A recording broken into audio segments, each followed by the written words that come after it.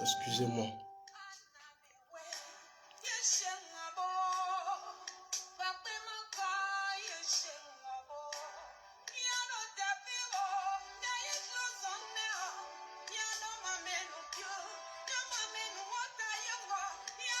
Moshi Asamoah,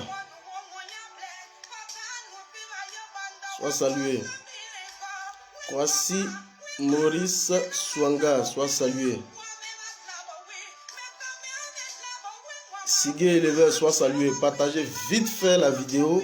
On va dire beaucoup de choses aujourd'hui. Dieu fait grâce, sois salué.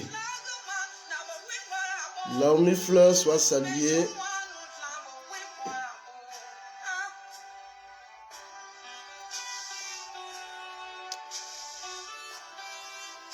Ramakara, sois salué.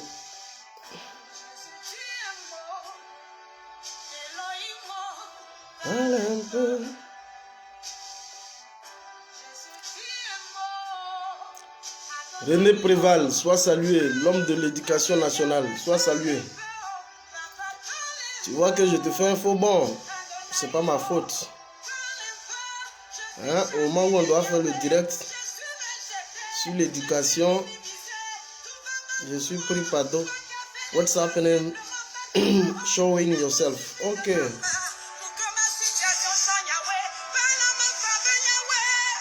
Laissez que je partage d'abord et puis je vais me montrer. Il y a un qui dit de me montrer. I'm gonna show myself. Let me share the video first of all. Petit Yacouba, bonsoir depuis ma position. Je suis pas Yacouba, hein? Ou bien comme j'aime le morceau là. Je suis bien tombé. Ah d'accord, tu es bien tombé. Partage la vidéo et invite tes amis.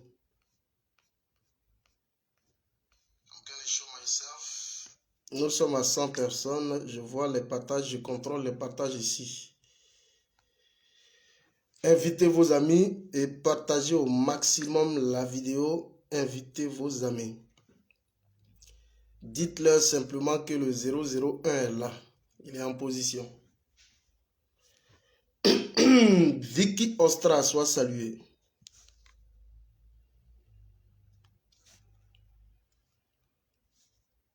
Attendez, je vais... Voilà. Partagez la vidéo.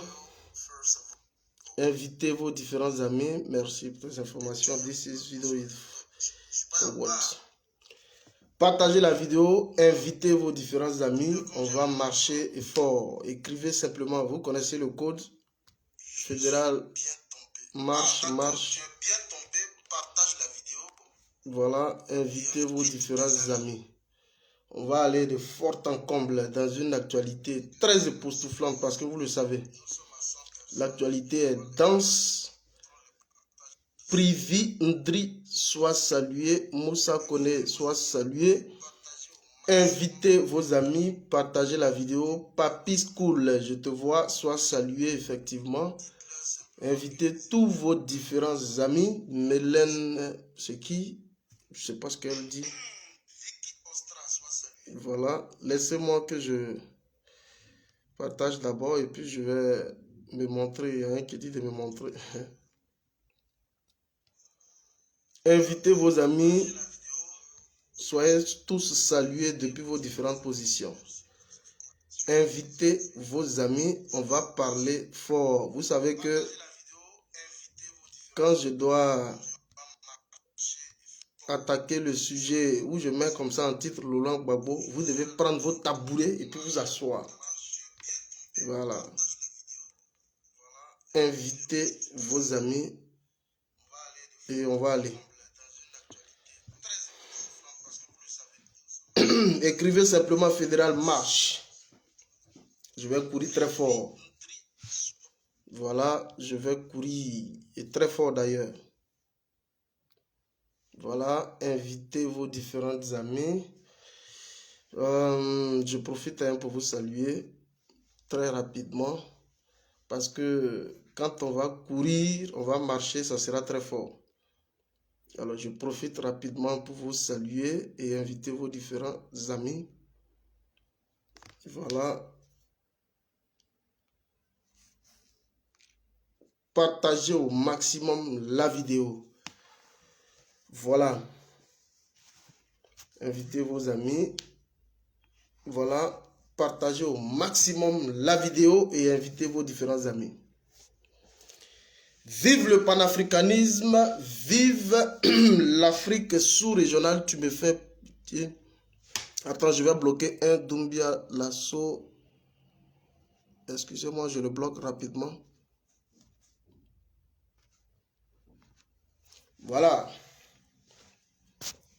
Je le bloque parce que j'ai pas trop envie de voir des personnes mal intentionnées. Et puis je vous fais la remarque rapidement. Tous ceux qui viennent nous insulter, tous ceux qui viennent insulter le président Laurent Gbagbo, tous ceux qui viennent de vilipender Guillaume Soro, c'est la plupart, je vous le dis, c'est des Ivoiriens, c'est des faussaires. Hein? Des faussaires de carte nationale d'identité de 2010, qui la plupart sont sur nos directs qui viennent pour nous insulter. Hein? Sinon, les Ivoiriens que je connais là, ils n'insultent pas. Voilà. Moi, j'aime peut-être la contradiction, mais venir visiblement insulter, je te bloque. Je n'ai pas trop le temps de tout ça. Soyez salués depuis vos différentes positions. Partagez la vidéo au maximum. Et on va aller en profondeur. Je suis donc le 001. Je sais que je ne suis plus un visage à présenter. Adjad Bora. Pas de politique ici, merci. Attention, tu t'es trompé de page. Fais attention. Hein. Ici, c'est politique. C'est culture. C'est musique. C'est santé. C'est éducation. C'est tout. C'est une page de la Côte d'Ivoire. Voilà. Donc, sûrement que tu es à la bonne place. Invitez vos amis. On va aller de fort en comble sur l'actualité du moment. Je tiens donc à me présenter très rapidement. Je suis le 001. C'est que je ne suis plus un visage à présenter. Mais pour ceux qui me prennent en marche pour la toute première fois, parce que il y a toujours de nouvelles personnes qui nous prennent en marche. Alors, je suis le 001. Je suis activiste pro-Côte d'Ivoire et donc membre de Génération Un Peuple Solidaire, le parti de Guillaume Faurice Soro. Et donc, je vais vous entretenir ici parce que, naturellement, c'est une question qui engage non seulement la Côte d'Ivoire, mais qui va aussi au-delà des frontières de la Côte d'Ivoire par rapport à la cause, au combat que nous avons décidé d'épouser ces derniers temps, vu le vent qui est en train de souffler, le vent donc de libération qui est progressivement en train de souffler sur nos différents États africains. Alors, j'ai fini ainsi de me présenter. S'il vous plaît, vous n'allez pas trop me guider. Hein. D'ailleurs, je ne vais pas trop lire les commentaires. Ou alors, j'efface les commentaires et puis je ne vous vois plus. Hein? J'efface les commentaires ou et puis je ne vous lis plus. Ou alors, je regarde les commentaires et puis on me laisse travailler. Parce que je suis au travail. Vous voyez, je suis un peu fatigué, malade. Ben, je suis obligé de revenir parce que c'est tout ça. Zabaï, Djebadassou. Bon. Zabaï, sois salué. Nous sommes à 150 personnes déjà sur le live. Merci de partager. Je commence d'abord par une toute première information qui est relative à un cyberactiviste du nom de Konaré. Konaré, je crois que c'est un Malien et qui est beaucoup présent sur la toile. qui vit en Italie. Alors ce matin, la police italienne a débarqué à son domicile parce que vous connaissez ses prises de position par rapport à donc, la France-Afrique. Voilà, vous connaissez ses prises de position. Et donc, ils ont débarqué ce matin. J'ai même partagé la vidéo ce matin sur ma page. Mais je vais vous faire écouter rapidement. Mais ne bougez pas parce que je vais taper fort. Là où il faut taper fort. Je vous présente rapidement Konaré. Voilà. Je vous présente. Bonjour à toute l'Afrique. Comme vous voyez, je suis en tenue de nuit. Je viens de me réveiller. Il est 6 h du matin. La police italienne a débarqué dans ma maison avec une ordonnance de perquisition. Je ne sais pas pour quel motif. Ils disent que j'incite les gens à la violence parce que je demande aux Africains d'occuper pacifiquement les ambassades de France. Ils disent que je suis en train de monter les Africains contre les Occidentaux. Pratiquement, c'est le problème. Toutes les vérités que je suis en train de cracher au peuple italien, toutes les vérités que je suis en train de cracher au monde entier, le gouvernement nazi fasciste italien, qui est dirigé par le fils d'un mafieux, Mattarella, l'actuel président de l'Italie est le fils d'un mafieux. Le premier ministre italien est un usurier international au service de la cabale internationale. Ils sont chez moi, ils essaient de m'impressionner. Je veux aller au tribunal avec eux pour défendre les raisons de tout ce que je répète sur la toile depuis 10 ans. Faites passer le message à toute l'Afrique. Si vous ne me voyez pas dans ces 48 heures, c'est que je suis dans les geôles de l'État négrier criminel italien. Faites passer le message à toute l'Afrique et avertissez tous les leaders des mouvements. Voilà, je suis avec la police dans ma maison. Voilà, ça c'est la toute première information d'abord que je voudrais passer avant d'attaquer mon sujet. Voilà. Et vous savez que ces derniers temps, j'ai été très intransigeant sur le dossier de la France. Voilà.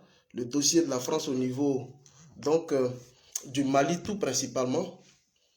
Alors, j'avais fait une vidéo antérieurement où j'avais démontré, les gens sont venus m'insulter, pourquoi Alassane Dramane Ouattara était parti donc en France, qu'est-ce qu'il y était allé faire. J'ai fait une vidéo, les gens sont venus, surtout les gens du RDS sont venus dire ce qu'ils avaient à dire, mais aujourd'hui, vous avez la confirmation du journal de l'Afrique, le JA. J'ai même partagé cela sur ma page en filigrane où j'ai annoncé que Macron, après avoir reçu Macky Sall, après avoir reçu le général Sissoko Embalo, alors il décide donc de faire pression sur l'État malien parce que l'État malien est donc en voie de paraffer un accord de défense avec donc la Russie par le truchement de la société militaire Wagner. Et donc, ils sont visiblement en train de s'activer et les jours qui viennent, ils vont faire venir une mission des Nations Unies au niveau du Mali pour tenter effectivement d'engager tout type de pression sur l'État malien pour que eux là, ils puissent se raviser, ça veut dire changer définitivement de position et que eux là, ils puissent aller dans le sens de la coopération avec la France. Voilà, la pression elle est forte actuellement et donc je profite ici pour demander au président malien de tenir bon. De tenir bon parce que tout ce que vous voyez, ce n'est que du lobbying, tout ce que vous voyez, ce n'est que du chantage. Alors nous demandons ici à l'État malien de tenir bon. Nous avons plusieurs fois fait des communications dans ce sens. Il faut consolider les liens de fraternité, les liens d'amitié avec donc l'État russe. C'est tout ce qu'on vous demande. Ne cédez pas donc aux pressions, ne cédez pas au chantage, ce n'est que du chantage. Parce que la France, à la vérité, n'a rien visiblement à nous offrir. Il faut donc contribuer à diversifier les partenariats. Et je pense que c'est le deuxième type d'information que je voudrais très rapidement donner. Parce que je ne vais pas trop m'attarder là-dessus. J'ai quelque chose de si intéressant et je pense que c'est sur ça que nous allons aller. Partagez la vidéo. Maintenant, on va commencer. Mon Dieu. Attention. Il ne faut pas que la vidéo me fasse. Partagez la vidéo, invitez vos amis. Alors, chers amis, écoutez attentivement. Le président Laurent Gbagbo Et je voudrais ici qu'on mette assez de cœur d'abord pour le président Laurent Gbagbo. Écrivez Laurent Gbagbo et puis nous allons aller dans le fond de la chose. Le président Laurent Gbagbo, après avoir donc visiblement créé son parti, donc le Parti des peuples africains, le PPA, le week-end dernier, qui a vu donc la participation d'un Big Togo qui, à la limite, était allé pour négocier, donc quémander une alliance politique stratégique avec le nouveau parti de Gbagbo. Vous avez vu qu'à la suite de cela, le président Laurent Gbagbo va donner dans ce qu'on appelle la haute diplomatie, la haute communication. Alors, le premier type d'interview qu'il puisse accorder, c'est un journal, du moins un organe de presse international, donc France 24.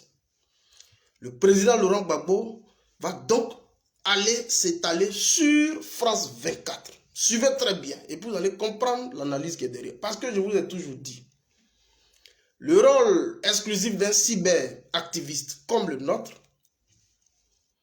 c'est de contribuer effectivement à éclairer la lanterne de plusieurs personnes. Donc, d'aller effectivement dans le décryptage, je dis bien décryptage de l'actualité sociopolitique, de sorte effectivement qu'il y ait une bonne visibilité au niveau donc de la compréhension de tous ceux qui nous suivent, qui font donc l'honneur et l'amitié de nous suivre sur les réseaux sociaux. C'est un peu cela. Alors, là où il y a une certaine limite au niveau de la compréhension, nous, en tant qu'activistes, notre rôle, c'est d'effacer donc toutes ces zones d'ombre-là par rapport à votre compréhension. Et donc, c'est ce que nous faisons. Partagez la vidéo, invitez vos amis.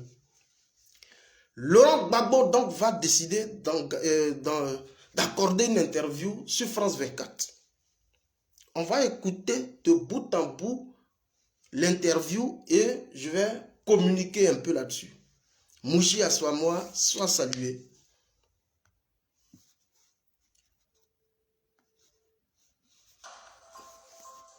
On écoute très bien l'interview. C'est le président Laurent Gbagbo qui parle, donc en face d'un journaliste. Partagez la vidéo. J'espère que vous m'entendez. Bienvenue à Abidjan, bienvenue pour une interview exclusive de Laurent Gbagbo, l'ex-président de Côte d'Ivoire et le président d'un nouveau parti, le Parti des peuples africains, Côte d'Ivoire. Monsieur le Président, merci de nous recevoir. Merci. Écoutez bien. C'est la première fois que vous donnez une interview depuis votre retour en Côte d'Ivoire, et j'allais dire votre retour désormais en politique. Ça fait presque 40 ans, vous aviez fondé le Front populaire ivoirien. Est-ce que la création de ce nouveau parti, c'est un petit peu une déchirure ou pour vous, c'était nécessaire pour tourner la page? Écoutez bien. C'est toujours une déchirure quand on est obligé de recommencer quelque chose. Mais il fallait. Il fallait parce que à mon retour, c'est toujours donc une déchirure quand il fallait tout recommencer. Et vous connaissez le fond donc de la déchirure. Vous avez visiblement vu un Pascal Affi N'Guessan pour, à un moment donné, dit-il, s'accaparer donc du Front populaire ivoirien parce que, selon lui, il est donc le président légal du Front populaire ivoirien. Et la plupart de tous les compagnons du président Laurent Gbagbo ont tous été convoqués. Il y en a même qui ont été emprisonnés. Marie-Odette Lorugnon, Koua Justin et presque toute la haute direction du Front populaire ivoirien, ils ont tous été envoyés en justice et même condamnés. Parce que Affi N'Guessan avait voulu naturellement s'accaparer le parti. Et donc une décision de justice avait donc été rendue qui a donc donné raison finalement à Affi N'Guessan. Et vous avez vu Sébastien Dano-Guégué, Asso Adou et tout le reste là détenaient donc un morceau, et le plus gros morceau d'ailleurs, du Front populaire ivoirien. Alors, face à de telles velléités, au risque donc d'aller de procédure judiciaire en procédure judiciaire, qui d'ailleurs serait l'objet d'une débauche d'énergie financière et physique, morale, quelquefois intellectuelle, il fallait faire donc tabula rasa, donc oublier tout cela, et puis aller dans le sens de la création d'un nouvel instrument de lutte politique. Ça, vous devez le comprendre. C'est l'histoire, c'est pas moi qui le crée, qui l'a créé du moins, c'est l'histoire. On continue. On ne sait plus le parti que nous avions créé depuis longtemps. Nous sommes à 200 personnes. 1982. Et il fallait reprendre les mêmes idées, la même force, la même dynamique pour l'injecter dans un nouveau parti. Il fallait reprendre, je vais écouter très bien. Il fallait donc reprendre les mêmes idées, les mêmes forces et la même dynamique pour les injecter dans un nouveau parti. Écoutez-moi très bien. Je voudrais ici féliciter tout le monde. Tous les différents cyberactivistes qui ont travaillé sur la question. J'ai vu Nina La Lyon, j'ai vu Soulé de Paris, j'ai vu pratiquement tout le monde. Tous ceux de la galaxie Sorosphère, de la Sorosphère qui ont travaillé effectivement sur la question. Eleonore Kwame, je voudrais saluer tout le monde dans leur ensemble. Qui ont fait donc preuve de dépassement de soi pour essayer à la vérité de scruter sur cette question. Il fallait donc aller avec les mêmes idées. Mais quelle est donc l'idée, sinon que la doctrine politique du Front populaire ivoirien? Suivez très bien. Parce que Laurent Gbagbo aussi, il sort, parce qu'il y a de cela une semaine. Afi N'Guessan s'est donc retrouvé au niveau de la France. Kone Awa soit salué. La toute puissante GPS Bergamo soit salué. On est ensemble. Hein? Faut pas oublier mon affaire. On est ensemble. Afi N'Guessan s'est donc rendu en France. Écoutez-moi très bien, parce que moi, je connais un peu la chose, et donc je suis très bien à l'aise pour vous expliquer. Gbagbo dit ici, il faut donc aller avec les mêmes idées, la même vision et la même énergie, et puis les déverser dans un nouveau parti. Quelle est donc l'idée, donc la vision, sinon que quelle est donc la doctrine politique du Front populaire ivoirien, de l'ex-Front populaire ivoirien? Vous avez vu Pascal Afi N'Guessan, qui lui a donc été adopté, qui est un enfant qui est sorti des entrailles politiques de Laurent Gbagbo. Je rappelle très bien que Pascal Afi N'Guessan a fait son intégration officielle en 86 au niveau donc du Front populaire ivoirien. Lorsqu'il était encore un cadre au niveau des télécommunications. Voilà comment il va être nourri à la mamelle nourricière de Laurent Gbagbo, qui va donc contribuer effectivement à l'intégrer au niveau du Front populaire ivoirien en 86. Pascal Afi N'Guessan la semaine passée est allé croiser qui? Les gens n'ont pas su. Il allait croiser le secrétaire général de l'Internationale socialiste. Écoutez-moi très bien. Parce que vous devez comprendre. Gbagbo dit, on va avec les mêmes idées. Mais il y en a beaucoup ici qui tous sont politiques. Il y a beaucoup qui sont des politiciens. Mais quand on adhère à un parti politique, il y a non seulement les idées, la vision, c'est vrai, mais il faut chercher à comprendre quelle est donc la doctrine politique du parti pour lequel on est censé effectivement intégrer. Le Front populaire ivoirien qui dit qu'il va avec les mêmes idées, mais quelles sont ces idées? C'est les idées du socialisme. Gbagbo est un socialiste. Pascal Afi N'Guessan va en France l'affaire de nerfs pour tenter de couper l'herbe sous Laurent Gbagbo en croisant le secrétaire général de l'Internationale socialiste. Je rappelle, hein, ce n'est pas juste pour vous faire des coups. Hein, vous connaissez l'Internationale socialiste qui est née depuis 1834, voilà, qui a été comportée au niveau de Paris par Pierre Leroux. Bon, on ne va pas revenir sur tout ça. Donc, Gbagbo est avant tout un socialiste. Alors, je donne simplement un exemple. Quand vous prenez le RDR, parce que vous devez comprendre, et je parle ici à tous ceux qui font la politique et tous ceux qui sont susceptibles de faire un jour la politique. Vous voulez intégrer un parti politique, il faut d'abord comprendre quelle est donc l'idéologie du parti. C'est très important. On ne milite pas comme ça dans un parti. Il y en a qui vont me demander, mais quel est le courant de pensée, quelle est l'idéologie du GPS? GPS n'est pas encore constitué en parti politique. J'ai toujours rappelé, GPS est une mouvance. J'ai fait des vidéos où j'ai expliqué c'est quoi un mouvement et c'est quoi un parti politique.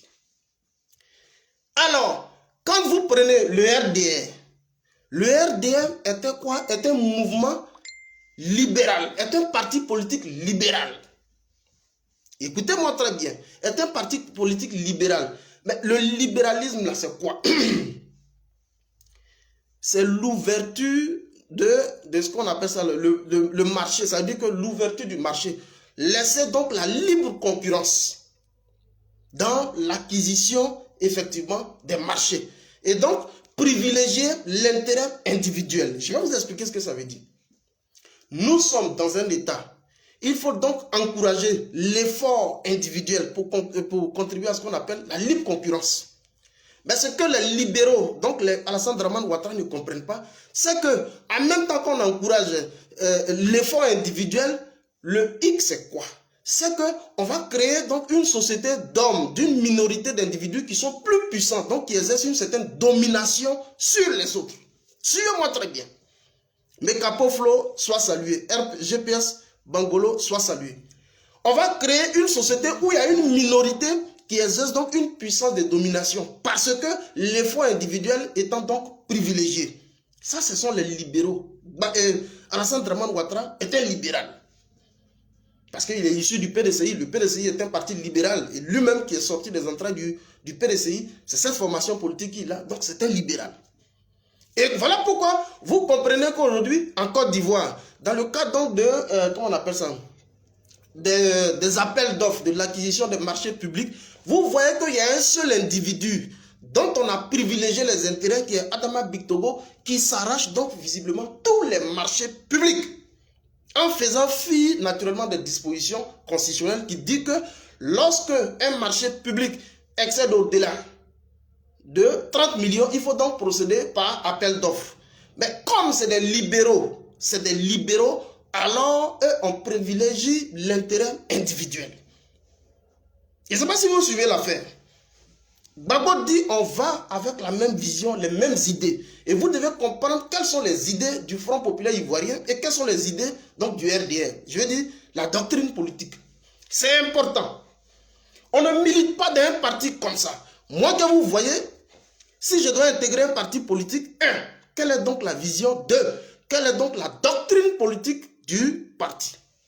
De sorte que quand je suis en face de certains donc de mes adversaires politiques, je sois mieux outillé. Parce que la première question qu'on vous pose, vous, quelle est donc la doctrine politique que vous êtes défendée? Vous êtes un parti libéral, socialiste, communiste ou bon, je ne sais pas. C'est des choses que vous devez savoir. Alors, à la différence de Alassane Dramane Ouattara, Laurent Gbagbo, il est plutôt un socialiste. Vous devez le savoir. Gbagbo est un socialiste. Là, le socialisme, c'est quoi? C'est pas pour vous faire assez de philosophie, c'est juste pour vous amener à comprendre les deux réalités. Entre Gbagbo et Dramane, c'est juste pour vous amener à comprendre les deux réalités, de sorte que vous soyez un peu mieux situés. Mais Gbagbo, il dit qu'il va avoir les mêmes idées au PPA. Il va être le socialiste au PPA. Mais c'est quoi le socialisme? Alors, il dit le socialisme, la propriété privée, collective des moyens de production par les, comment on appelle ça, les coopérations autonomes, les coopératives autonomes. Ça veut dire quoi? On privilégie l'intérêt collectif. Au niveau du socialisme, donc comme c'est un mouvement, un parti politique de masse, dans le temps on les appelle les masses prolétaires, ça veut dire que les gens de second rang, donc la masse paysanne prolétaire, et donc c'est un parti de masse qui privilégie l'intérêt commun par l'introduction donc de la masse dans les prises de décision et donc dans la distribution équitable donc des richesses. Comprenez très bien ce que ça veut dire. Au niveau donc des libéraux, on privilégie l'individu. L'individu devient puissant et on pense qu'avec lui, on peut créer la concurrence. Or, au niveau des socialistes ici, c'est la coopérative. C'est pourquoi vous allez voir à l'époque, quand le président Laurent Gbagbo est arrivé, il a créé plusieurs filières et aussitôt, il a essayé de rendre ces filières-là beaucoup plus autonomes. Filière café-cacao, filière NACAD, ainsi de suite, pour rendre effectivement ces filières-là autonomes à travers donc sa politique de décentralisation que Dramane est venu copier. Donc, Gbagbo dit, il va au PPA avec les mêmes idées, avec la même vision et avec la même énergie. Or, on se rend compte que hier, comment il s'appelle là? Afi Nguessan est allé croiser l'international socialiste. Parce que Laurent Gbagbo lui-même, il appartient à l'international socialiste. Qu'est-ce qu'il est allé bien dire là-bas? C'est pour tenter effectivement de couper Laurent Gbagbo, l'herbe sous les pieds de Laurent Gbagbo. Est-ce que vous suivez? On poursuit l'affaire. Et c'est ce que nous avons fait. Au Congrès, il y avait une absence qui a été remarquée, Oui. celle de Simone Gbagbo. Oui. Est-ce que ça signifie Partagez la vidéo. qu'il y a désormais un divorce politique ou est-ce que vous espérez qu'elle pourrait rejoindre votre mouvement? Posez-lui la question. C'est tout.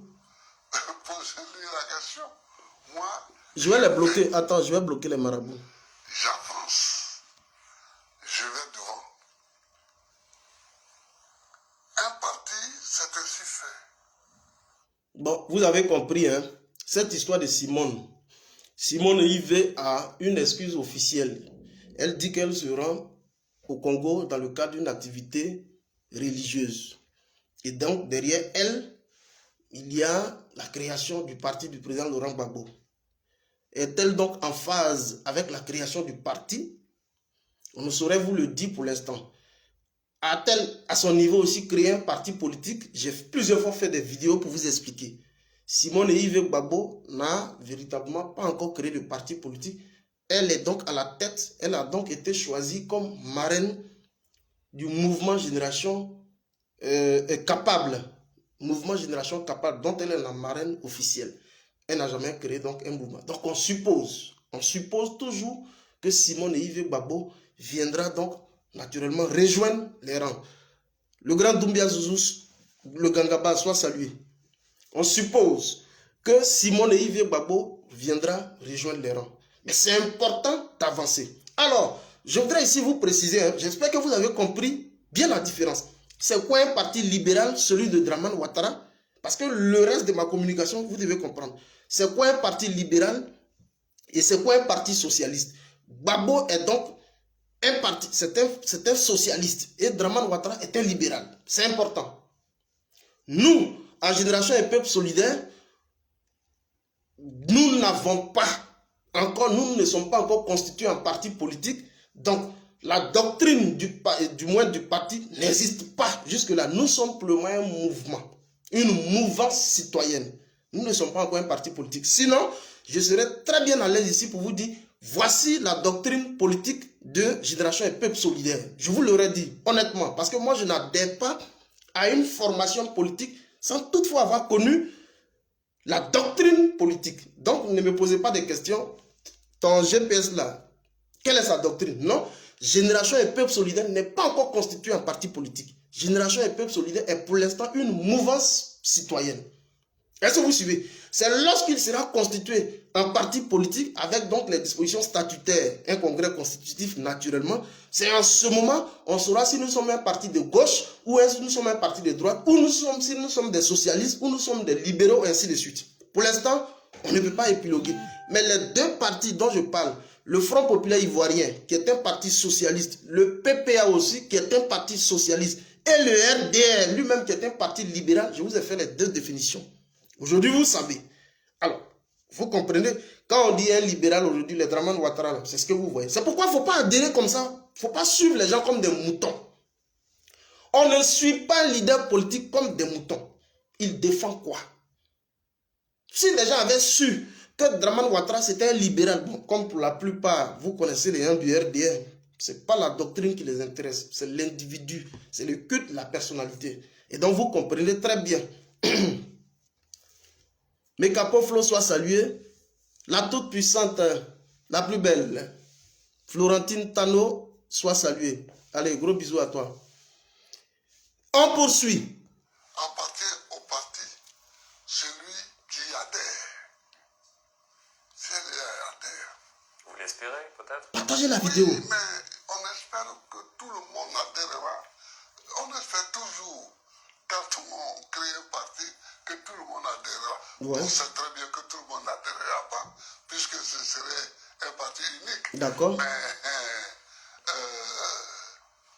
celui qui adhère est membre. Alassane Ouattara, vous l'avez vu le 27 juillet, c'était votre première rencontre. Freddy, officielle depuis dit tu es très fort, merci. Non, je crois comprendre comprendre que vous échangez Ramakara, relativement sois salué. régulièrement. Est-ce qu'une prochaine rencontre est prévue? Parce qu'il y a évidemment plusieurs dossiers sur la Je table. prends les points importants. Hein. Oui, oui, j'espère qu'une rencontre prochaine aura lieu, surtout pour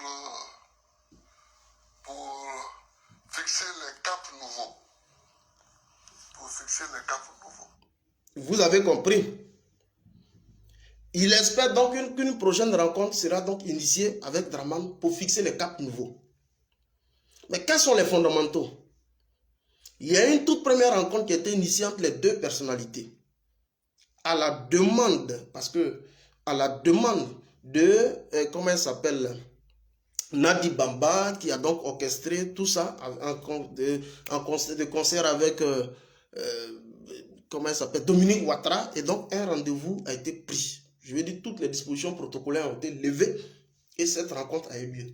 Et à l'issue de cette rencontre, des préoccupations importantes ont été évoquées, notamment celle du retour sécurisé des différents exilés. On va en revenir là tout à l'heure. Et puis, naturellement, la libération, surtout la libération des politiques et des prisonniers politiques militaires assimilés. Je pense que ces préoccupations ont été évoquées. Mais jusque-là, elles n'ont pas eu un dénouement heureux. Et donc, on espère relancer encore la machine. C'est pourquoi il dit revenir sur un cap nouveau. Écoutez très bien. Mais il y a des parties qui m'intéressent. La réconciliation, ce n'est pas un slogan. La réconciliation, ce n'est pas un slogan. Je suis là pour vous décortiquer les choses. La réconciliation n'est pas un slogan. Ça veut dire que ce n'est pas juste une acclamation verbale. Réconciliation, réconciliation.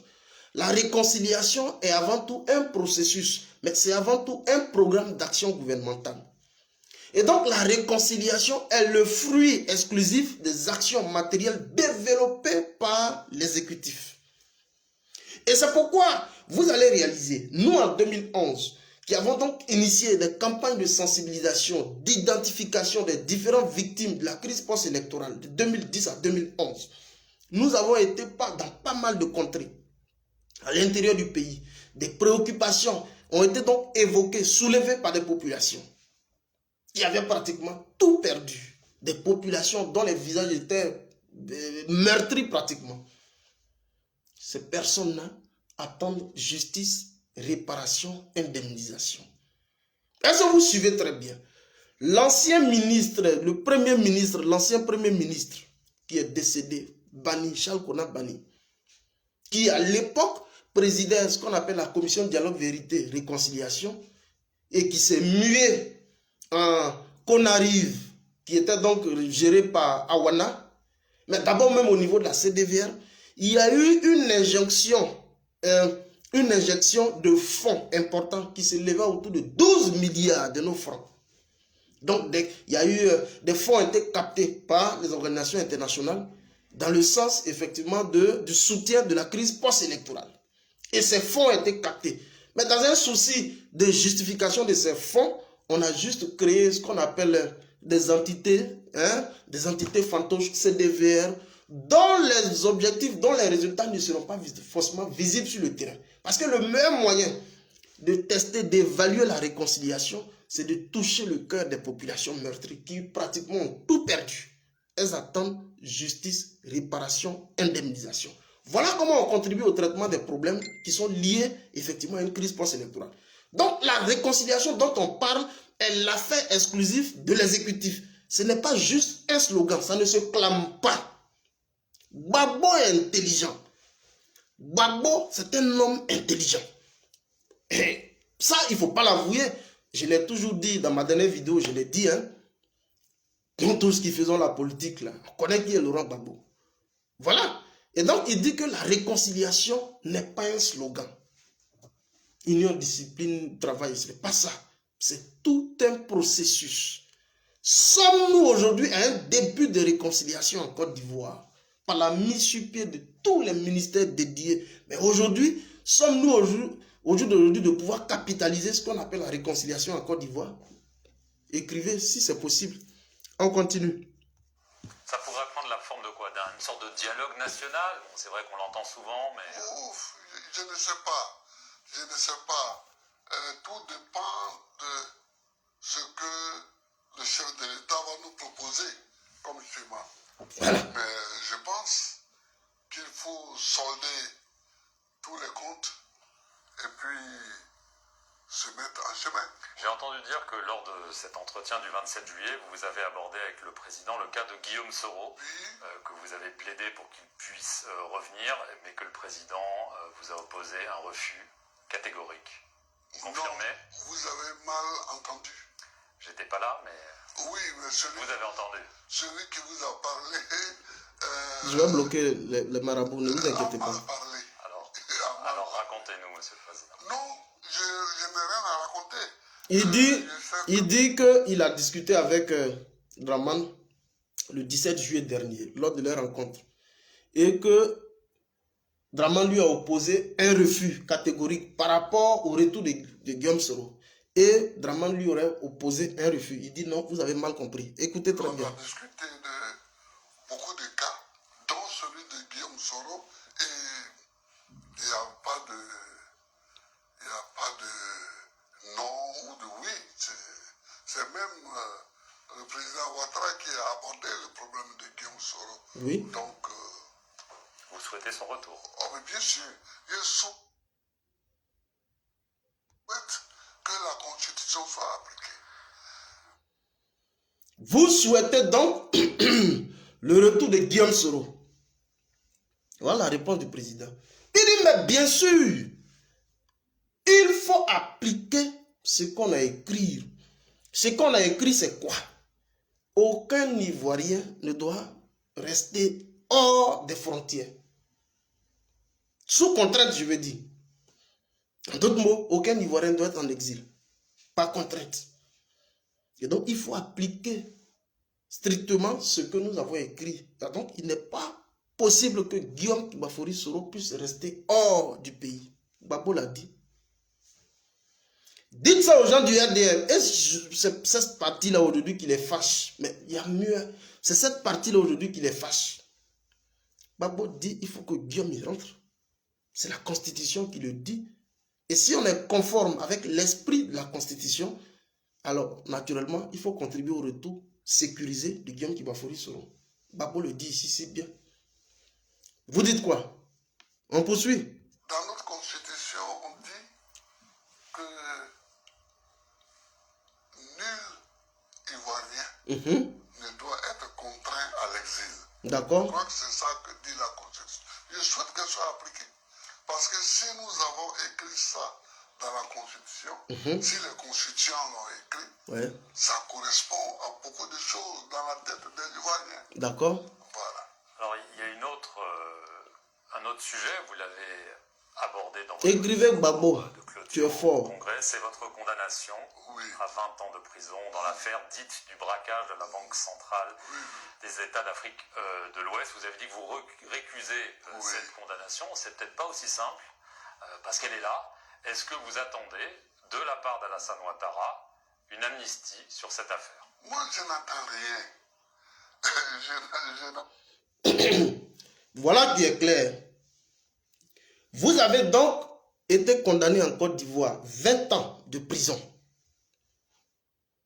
Vous avez donc été condamné en Côte d'Ivoire 20 ans de prison.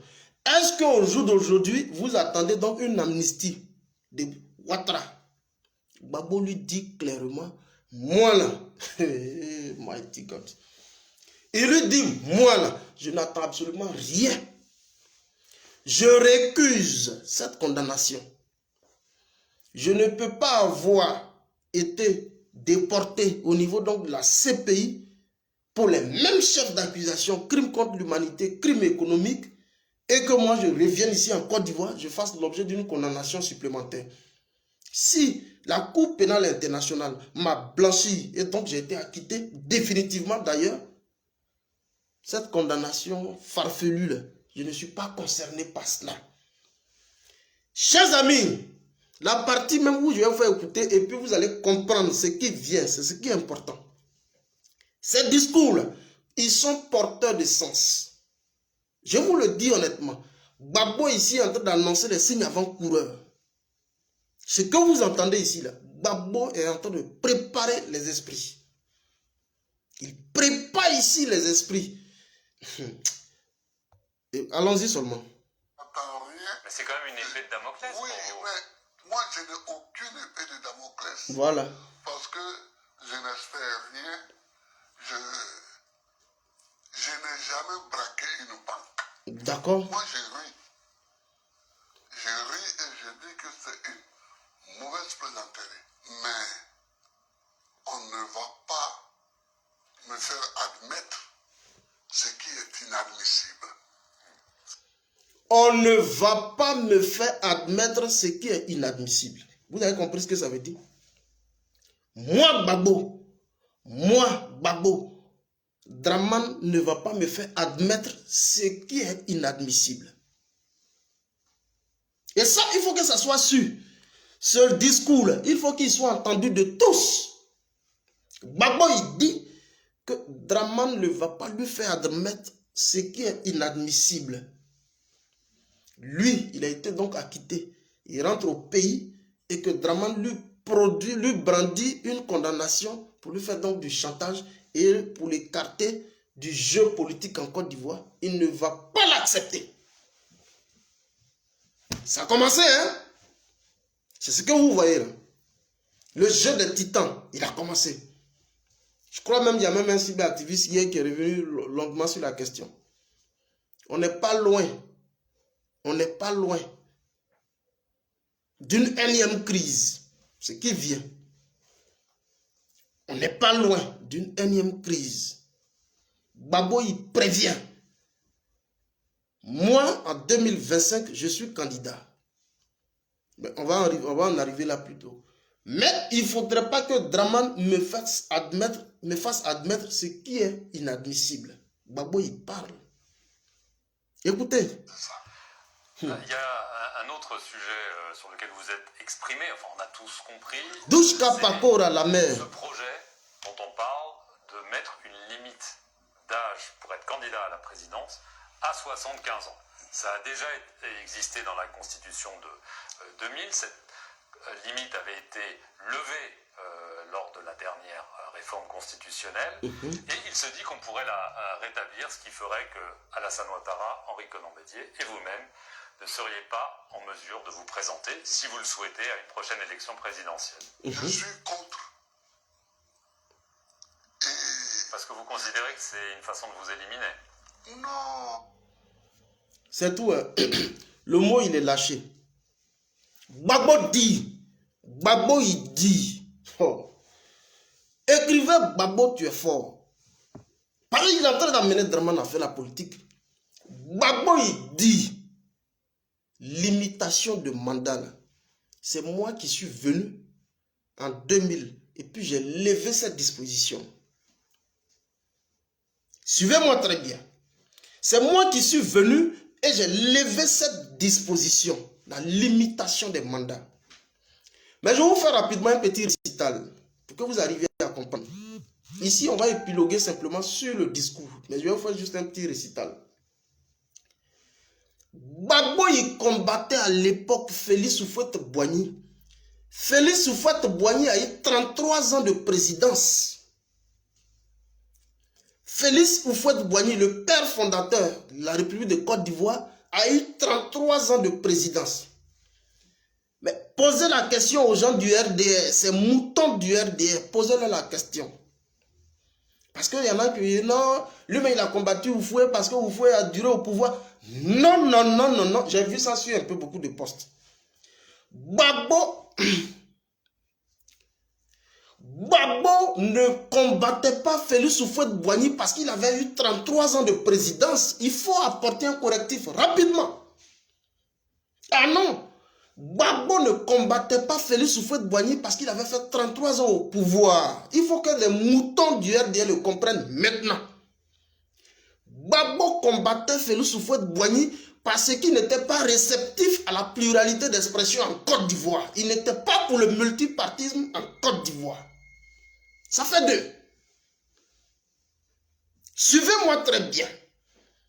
Quand il combattait, quand il est revenu d'exil, d'ailleurs il allait en exil en 82, qu'il est revenu en 88 et qu'il a opposé, il s'est posé comme un mur face donc à Oufoué, ce n'est pas parce que Oufoué a duré au pouvoir, c'est parce que Oufoué n'était pas réceptif à l'avènement du multipartisme en Côte d'Ivoire. Permettre à ce qu'il y ait donc d'autres courants de pensée sortis du joug de la pensée unique à l'époque. Voilà le combat premier du président Laurent Gbagbo. Et au jour d'aujourd'hui, quand j'ai fouillé un peu, il y a plus de 500 partis politiques qui existent en Côte d'Ivoire. Je vous le dis, plus de 500 partis politiques. Il y en a qui sont très visibles, il y en a même qui n'existent plus. Le parti de Guédro, il existe toujours. Je voudrais faire un coucou à Guédro. Il est lui-même le président, il est son secrétaire général, il est son trésorier. Il y en a plus de 500 partis qui pilulent sur l'échiquier politique en Côte d'Ivoire. Mais c'est dû à un combat qui a été donc amorcé par le président Laurent Gbagbo. La pluralité d'expression, le multipartisme. Voilà le combat que Gbagbo menait. Il dit non, lui il a combattu Oufoué parce que Oufoué a duré au pouvoir. C'est faux. Pas parce que Oufoué a duré au pouvoir, il a combattu Oufoué parce que Oufoué ne voulait pas du multipartisme. Et d'ailleurs, c'est pourquoi aujourd'hui on dit que le président Laurent Gbagbo est visiblement le père du multipartisme. Il faut que ce soit clair. On continue. Je trouve que c'est ringard. Je trouve que c'est ringard. Dans un pays civilisé où on est bien élevé, d'accord, on ne limite pas, on ne limite pas les candidats par leur âge, à cause de leur âge. Joe Biden est plus vieux que moi. Vous avez dit dans votre discours deux choses. Vous allez dire, je ferai de la politique jusqu'à ma mort. Bien sûr. c'est tout. C'est moi et moi seul qui vais décider sous quelle forme. Et après, à la fin de votre discours, vous avez dit cette phrase qui a intrigué beaucoup de militants, il faut le dire, à qui je vais parler. Mon ambition aujourd'hui, c'est de partir. On a l'impression que vous dites une chose et son contraire. C'est qu'on comprend mal. Alors explique. Vous ne comprenez pas Gbagbo. Gbagbo, c'est un esprit. Écrivez Gbagbo, tu es un esprit. Personne donc ne va me fixer un calendrier. C'est moi et moi seul qui dirai au monde entier sous quelle forme je vais faire la politique. Gbagbo, il parle avec un langage pratiquement imbu de proverbes. Il est codé. Seuls ceux qui sont dans la sorcellerie, dans la grande sorcellerie, peuvent décoder. Personne ne va me fixer donc un calendrier politique.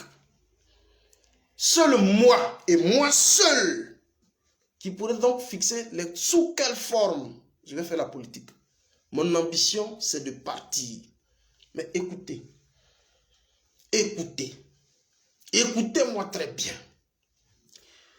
Tous les grands leaders de ce monde, tous les grands leaders de ce monde qui ont donc contribué à asseoir des luttes politiques pour l'émancipation de leurs différents peuples, à un moment donné, se sont dotés de ce qu'on appelle un instrument politique. Nelson Mandela est mort, mais l'ANC existe jusque-là. Ah oui! Les démocrates et les républicains aux États-Unis, ces deux instruments de lutte politique existent. La gauche et la droite existent en France. Gbagbo, il part, certes, mais quand il part, quel est donc l'instrument de lutte politique qu'il laisse comme héritage à ses militants avant de partir? Parce qu'il faut pérenniser le nom, il faut pérenniser l'œuvre. Voilà la vérité. Alors, quand vous écoutez ici Laurent Gbagbo, quand vous écoutez très bien Laurent Gbagbo n'est pas réceptif. Ça veut dire que, pardon, Laurent Gbagbo est certes d'accord pour partir. D'ailleurs, je vous le dis, si je dis ici, on dit non fédéral, pourquoi tu as dit vite? Moi, je connais déjà même tout. Celui qu'on est en train de préparer, je le connais. Voilà. Gbagbo veut partir. Mais quand il dit plus tard dans son discours, si les circonstances le permettent, Si les circonstances donc me le permettent, je verrai donc dans quelle mesure il faut partir ou rester. Mais les circonstances là, je vais vous dire ça tout à l'heure. Partagez la vidéo. Oui, parce que faire la politique, Écoutez. ce n'est pas être président du PPA. Vous comprenez? Je fais la politique en étant à la tête du parti, mais je peux faire la politique sans être à la tête du parti. C'est ça que je veux exprimer. Mon ambition. Moi, je n'ai jamais été militant de base. Depuis 1982, Oui. j'ai toujours été... Gbagbo n'a jamais été militant de base. Ça, tout le monde le sait. Lorsque le Front populaire ivoirien a été créé, Gbagbo était donc le premier responsable du Front populaire ivoirien. À l'époque, il n'y en avait pas la présidence, c'était le secrétariat général. Et donc, Gbagbo était le secrétaire général du Front populaire ivoirien. Il n'a jamais été un militant de base. C'est ce qu'il est en train de dire ici. C'est-à-dire, ou bien le secrétaire général, et après le président, bon. Il en a au doigt. Il arrive un moment où on est fatigué de prendre sur soi toutes les charges de direction, Donc vous souhaitez... Oui, je souhaite me désengager dans un avenir que je ne peux pas définir ici. Désengager de la tête du parti, la confier à un dauphin ou une dauphine. Du parti en confiant la direction du parti à quelqu'un d'autre. D'accord. Mais ça ne veut pas dire que je quitte la politique. Mais alors, évidemment, vous savez la question que je vais vous poser. Oui. Vous l'imaginez, tout le monde a une date en tête, une date théorique qui peut changer, mais c'est 2025. Oui. Quand est prévue la prochaine élection présidentielle. Écoutez bien. Oui. Et donc, est-ce que ça veut dire que vous ne serez pas candidat à cette élection? Mais je n'en sais rien. Je n'en sais rien. Parce que je l'ai dit aussi, mais ça, on l'a moins compris. Parce que j'ai dit, moi, j'ai occupé toutes les fonctions. Est-ce que, et c'est ça qui fâche aussi tous ces moutons du RDR. C'est pas moi qui les appelle moutons, c'est eux-mêmes qui s'appellent moutons, à deux moutons. Tous les moutons du RDR, c'est ce qui les fâche. Vous vous rappelez très bien, quand le ministron de Mamadou Touré était, je crois il y a cela 3 mois au niveau de Yamoussoukro, en face donc de la chefferie traditionnelle, où il a pondu un discours pour dire donc à la communauté nationale qu'il faut bien que ce discours soit entendu par tous. Si vous ne voulez pas que notre candidat, donc Alassane Dramane Ouattara, puisse être présent dans le jeu politique, il faut dire à votre Gbagbo de s'éloigner de la scène politique ivoirienne. Vous vous rappelez très bien ce discours.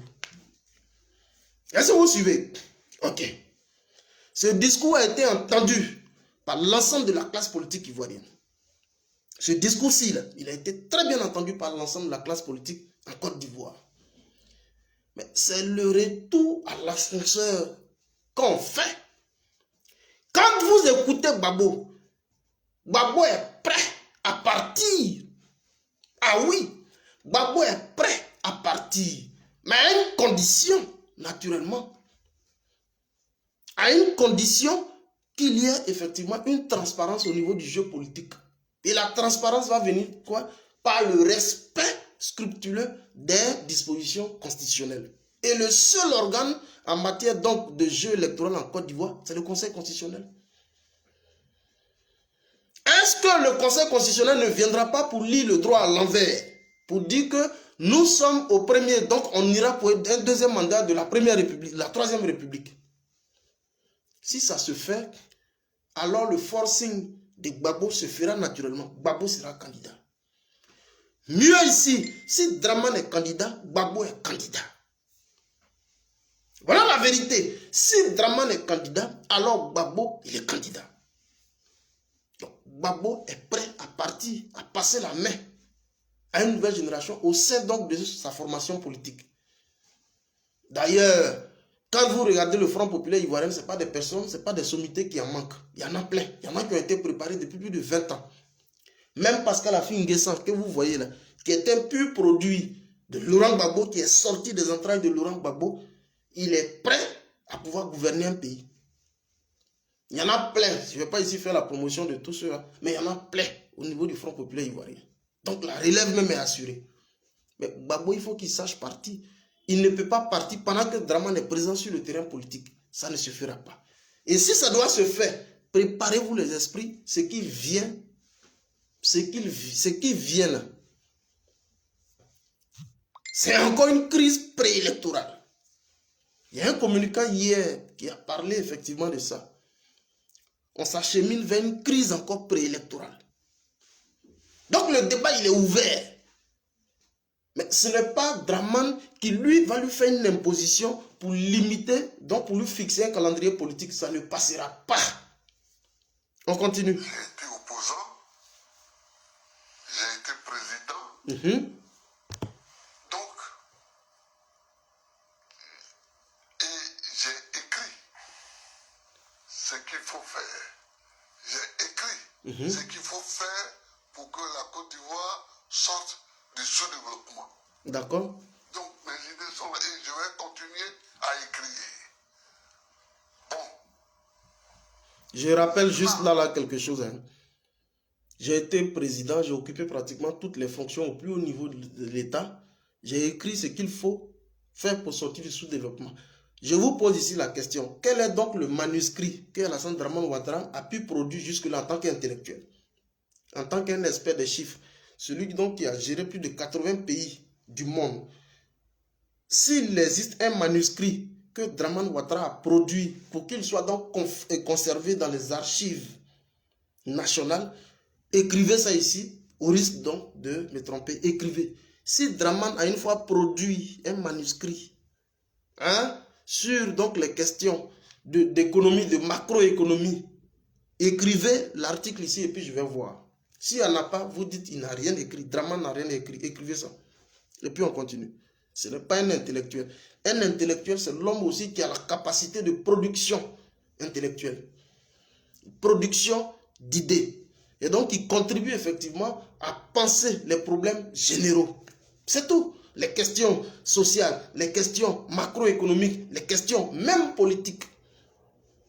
Dramane n'a jusque-là rien produit. Je me demande bien quel type d'intellectuel il est. Même un mémoire, on fouille, nous on fouille dans toutes les archives, on ne retrouve même pas un mémoire de Dramane. Voilà. On ne retrouve même pas un mémoire de Dramane. Et je l'ai dit, en 1940, Écoutez. quand De Gaulle était dans l'avion qui le menait à Londres, il ne pensait pas qu'il allait devenir président de la République. Il y a des moments où certaines charges s'imposent à vous. Donc vous ne l'excluez pas. Donc, vous dites je n'en sais rien, ça veut dire peut-être oui, mais vous pourriez me dire écoutez aujourd'hui, je me retire, je ne veux plus, je l'ai déjà été. Voilà, c'est-à-dire que si... Oui, mais ce que Gbagbo dit là, il y a quoi de mauvais dedans?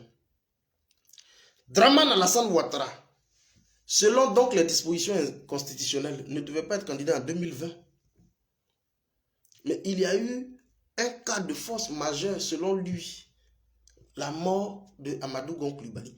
Mais est-ce que la mort d'Amadou Gon Coulibaly là est inclus dans nos dispositions constitutionnelles qui dit que au cas où le candidat du parti au pouvoir décède, il faut que le candidat, donc le président de la République, là, puisse prendre sa place? Non, ce n'est pas inclus dans une disposition constitutionnelle. Et c'est comme ça son mandat a été justifié même par Emmanuel Macron. Cas de force majeure. Mais il y a beaucoup de cadres au niveau du RDR qui puissent aujourd'hui assurer la relève. Mais comment? Parce que Amadou Gon meurt, alors il faut que Dramane revienne à la charge. C'est ce qu'il est en train de dire. Donc, au cas où aussi il y a une disposition exceptionnelle, il y a un cas de force majeure, lui, Laurent Gbagbo, il pourrait revenir dans la politique pour compétir. C'est tout. Ce que je vous dis, là, vous devez comprendre ça. Si Dramane Alassane Ouattara décide de continuer, lui, Laurent Gbagbo, il est aussi dans la course. Vous devez comprendre ça aujourd'hui. Si Gbagbo continue, alors Dramane, il continue. C'est ce qu'il est en train de dire. Alors, Dramane, Alassane et Bédié, il faut que, naturellement, selon les dispositions, tranquillement, ils se mettent à l'écart. Et en ce moment, on pourrait examiner.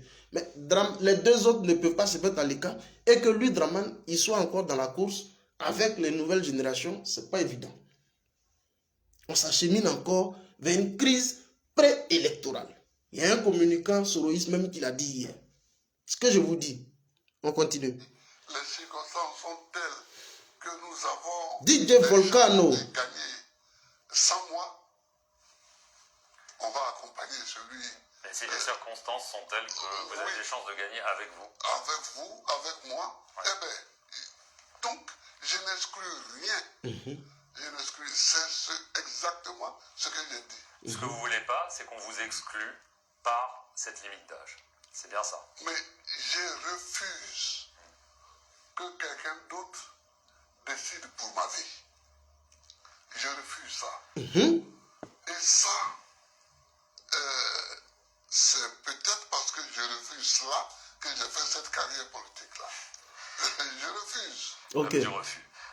Alors, vous avez évoqué la question des mandats présidentiels. Oui. Écoutez bien. Un sujet de controverse ici en Côte d'Ivoire, mais au-delà, on va commencer par ici. Oui. Alassane Ouattara s'est donc présenté pour un troisième mandat. Il avait indiqué qu'il ne le voulait pas et que c'est suite au décès par maladie de son dauphin désigné Amadou Coulibaly qu'il a été forcé à le faire. Pour vous, il a violé la Constitution. Lui affirme que non. Oh, je ne parle pas du décès d'Amadou Gon que je connais, qui a été mon ministre. Bien sûr. Il a été le ministre de l'Agriculture à l'époque, sous Gbagbo.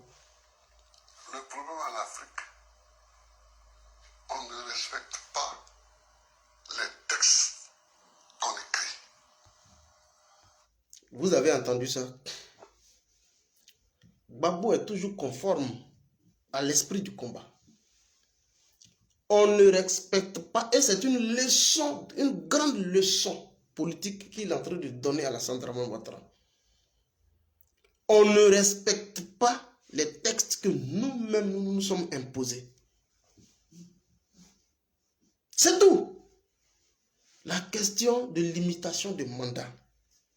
La question de limitation de mandat a été donc fixée à 2. C'est inclus dans notre constitution. Et Gbagbo ici vient pour le lui rappeler que c'est nous-mêmes là qui faisons entrave à la bonne marche de la démocratie dans nos différents États, notamment en Côte d'Ivoire. Parce que nos chefs d'État, précisément celui qui est en Côte d'Ivoire, Alassane Ouattara, ne respectent aucune disposition constitutionnelle.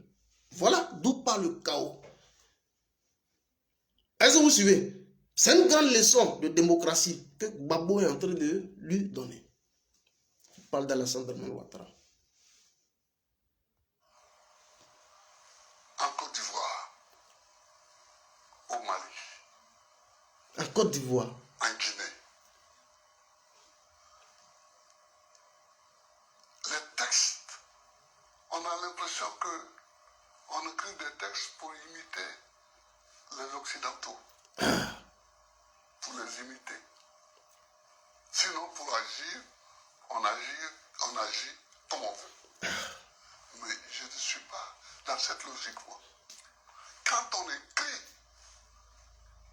quelque chose, quand on écrit une constitution, quand on écrit une loi, il faut la respecter. Oui, mais vous connaissez l'argument. On change de constitution, on remet les compteurs à zéro. Oui, mais c'est justement tout ça qui est ne pas respecter la loi. Donc Alassane Ouattara n'a pas respecté. Oui, mais c'est tout. à quoi ça sert aujourd'hui de le dire? Alors, ça sert de le dire parce que vous avez parlé de la raison. Et je vais quand même vous poser une question. Vous avez cité des exemples, on va y venir. Mais est-ce que, fondamentalement, est-ce que ces histoires de limitation de mandat qu'on fait sauter, remettre à zéro, est-ce que c'est pas un poison pour la démocratie en Afrique? Mais je vais dire une chose. Je vais vous dire une chose. Parce que ça encourage les coups d'État, Moi, d'une certaine façon. moi, je suis pour la limitation des mandats à 2. Vous avez entendu? Je suis pour Point ça. final. Gbagbo dit il est pour la limitation des mandats à 2. C'est tout. C'est Dramane Alassane Ouattara qui, en 2016, dans la nouvelle constitution qu'il a fait voter par son parlement, a demandé qu'il y ait une fixation au niveau des mandats. Et ça a été fixé à 2. C'est ce que Gbagbo demande qu'on applique. Donc ça veut dire que logiquement, Dramane il est fort clos. Et que Dramane actuellement, il agit dans le cadre d'un pouvoir exceptionnel. Toujours comme lui-même, il est candidat exceptionnel. Parce qu'il y a une situation de force majeure, un cas de force majeure, la mort de Amadou Gon. Donc, aujourd'hui, là, c'est un président exceptionnel, un chef d'État exceptionnel. Suivez, c'est le discours qui est important. Bon, mais les gens ne sont pas obligés d'être pour la limitation des mandats. Il y a des pays où on ne limite pas les mandats. Et donc, écoutez, la chancelière allemande, elle a fait 16 ans. Elle a fait 16 ans. Non, mais dans les pays où il y a une limitation. Excusez-moi. Pardon. Qui ne lui reproche? Personne. Parce qu'elle n'a rien violé. Elle n'a violé aucun texte. C'est ça? Ici, ce qu'on a reproché à Houphouët-Boigny, ce n'est pas d'avoir C'est ce que je... 33 ans de présidence. Tout à fait. C'est ce que je C'est vous ai dit d'avoir tout à fait l'heure. le parti unique. Vous comprenez? Mais sinon, lui n'a pas limité les mandats. Donc, n'ayant pas limité les mandats, il continuait. Il faut qu'on soit logique. C'est ce que je vous ai dit tantôt. Je vous ai expliqué ça tout à l'heure. Quand j'ai dit qu'au niveau de Félix Houphouët-Boigny, Laurent Gbagbo ne combattait pas Félix Houphouët-Boigny parce qu'il a fait 33 ans de présidence. Non et non. Les moutons du RDR qui le disaient là, que lui il combattait Gbagbo, et du moins Houphouët parce que Houphouët avait duré au pouvoir. Non. Avec Houphouët, il n'y avait pas une limitation de mandat. Donc Houphouët pouvait tranquillement mourir au pouvoir. Voilà. Et comme on a, je sais pas, j'ai pas bien vu le cas du Gabon, mais précisément avec Houphouët, la question de limitation de mandat ne se posait pas. Donc il pouvait tranquillement mourir au pouvoir. Gbagbo le combattait pour qu'il ouvre les vannes pour permettre effectivement à d'autres courants politiques de pouvoir s'installer en Côte d'Ivoire. Donc lui, il en était l'initiateur à travers la mise sur pied du Front populaire ivoirien. Voilà tout le grand combat que Laurent Gbagbo a gagné auprès du Fouet. Dès l'instant où il y a eu le pluralisme d'expression en Côte d'Ivoire, les autres différents courants de pensée, de politique pouvaient naturellement exercer sur le territoire. Le PIT, plein de partis ont commencé à piluler sur l'échiquier politique en Côte d'Ivoire. C'est un combat qui a été gagné. Voilà ce que Gbagbo dit. Écoutez. Il faut qu'on soit logique. La démocratie, c'est ça aussi. On adopte des textes. On n'est pas obligé de mettre 2 mandats. Voilà. Mais une fois qu'on a mis 2 mandats, respectons les 2 mandats. Si on ne veut pas faire 2 mandats, on ne met pas les 2 mandats dans les textes. Quand le président français va au Tchad à la suite de la mort d'Idriss Déby et semble légitimer une transition dynastique, beaucoup y ont vu 2 poids 2 mesures par rapport à ces condamnations assez virulentes des coups d'État au Mali. Vous aussi? Ce n'est pas mon affaire. Merci. Et le président français fait ce qu'il veut là-bas. Mais moi, je n'ai pas compris. Mais ça, je laisse au président français la liberté de faire ce qu'il a fait là-bas. La présence française, militaire en Afrique, est-ce que c'est pas l'heure de la remettre Écoutez la en cause? partie. On le voit au Mali, ici, il y a une base militaire française, vous êtes bien placé pour le savoir. Est-ce qu'il ne faudrait pas remettre en cause cela? Est-ce que c'est pas le moment de dire les bases militaires, les accords de défense? Mais j'ai toujours remis en cause, moi. Là, vous souhaiteriez la fermer, par exemple? Vous direz à la France, les soldats à la maison? C'est pas parce qu'on aura demandé de fermer les bases militaires françaises qu'on est contre la coopération avec la France. Mais l'heure d'avoir des bases militaires étrangères dans nos pays est passée. Cette heure-là est passée. L'heure d'avoir donc des bases militaires dans nos différents États africains, cette heure-là est terminée. Je vous le rappelle juste. L'armée française en Côte d'Ivoire, qu'on appelle le 43e BIMA, il existe en Côte d'Ivoire depuis 1961. Depuis 1961, c'est-à-dire un an après l'avènement de l'indépendance, cette armée-là a siégé, une armée d'occupation, dont l'objectif spécifique terminal, c'est de contribuer à garantir les intérêts français. On dit sécurité proche des personnels administratifs, présidentiels et autres, mais l'objectif c'est d'assurer, de garantir les intérêts français depuis 1961. Mais à la limite, on a eu depuis 1961 jusqu'à aujourd'hui plusieurs généraux, des hauts cadres de l'administration militaire qui sont allés donc se former dans des écoles de guerre d'élite aujourd'hui, qui sont formés, qui sont susceptibles aujourd'hui de garantir la sécurité de nos différents chefs d'État africains. L'armée française est toujours en Côte d'Ivoire. Quand Gbagbo est arrivé, vous avez vu les différentes réformes qui ont été faites. En son temps, le directeur financier de la présidence, tous c'était des blancs. Leur rôle au niveau de la direction financière, au niveau de la présidence, c'était de prendre l'argent et de l'introduire dans le trésor français. Quand Gbagbo est venu, il a carrément balayé tous ces Français et il a installé le tout premier directeur financier non à la présidence, c'était donc Jacques Anouma.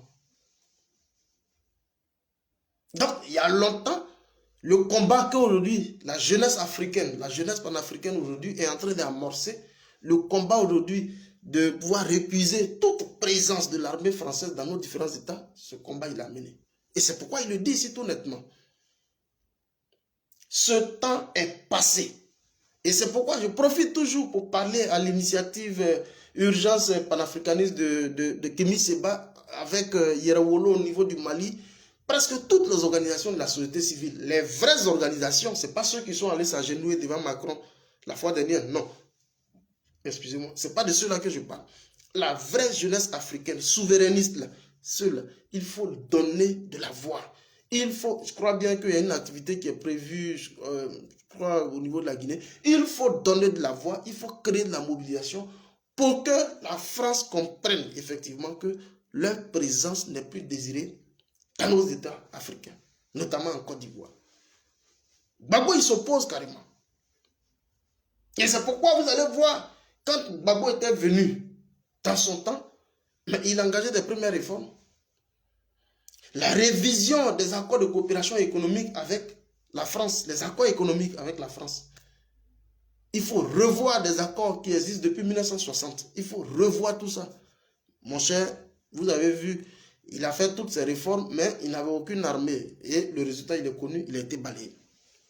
Donc, au jour d'aujourd'hui, un président souverainiste aujourd'hui ne peut pas s'engager avec la présence de l'armée française. C'est une façon de mettre sous tutelle notre armée. De dire effectivement qu'on n'a pas une armée capable de pouvoir assurer la sécurité de nos différentes personnalités. Donc, Gbagbo le dit ici clairement, il n'est pas d'accord pour la présence de l'armée française en Côte d'Ivoire.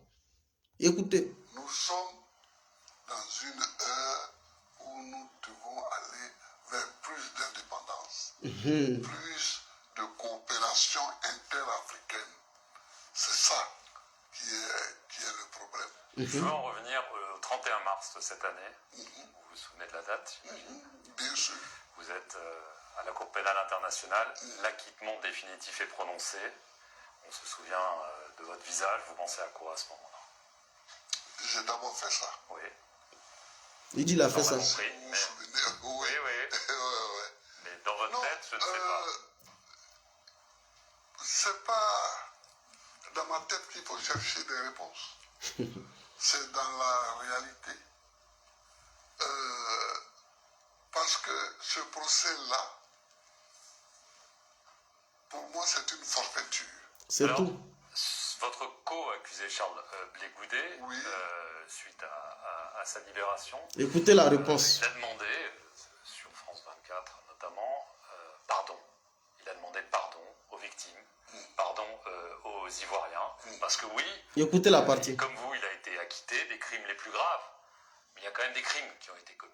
Il y a quand même 3000 personnes qui sont mortes, Oh, il y a plus de 3000 personnes. peut-être plus. Il y en a même certainement plus. Donc, est-ce que vous aussi, vous demandez pardon parce que Moi, vous étiez responsable? Je ne suis pas Charles Blé Goudet. C'est tout. J'ai Je remarqué. suis Laurent Gbagbo, ancien président de la République de Côte d'Ivoire. Je ne dis Vous avez entendu ça, hein? Eh, Babo. On dit que Charles Blé Goudet demande pardon. Il a été acquitté au même titre que vous. Et lui, Charles Blé Goudet, il demande pardon. Est-ce que vous, Laurent Gbagbo, vous demandez aussi pardon? Gbagbo, il dit, moi, je ne suis pas Charles Blé Goudet. Les moutons du RDR vont comprendre ça autrement. Ils vont faire de la récupération juste. Je vais vous expliquer. Moi, je ne suis pas Charles Blé Goudet. Je suis Laurent Gbagbo, ancien chef de l'État, ancien président de la République de Côte d'Ivoire.